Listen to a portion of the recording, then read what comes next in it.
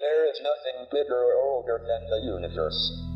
The questions I would like to talk about are: where did we come from?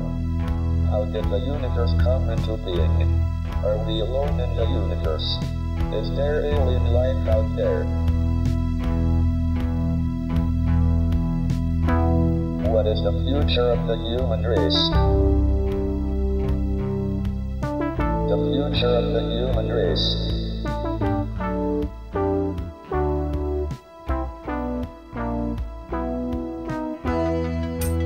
There are no alien civilizations at our stage of development within a radius of a few hundred light years.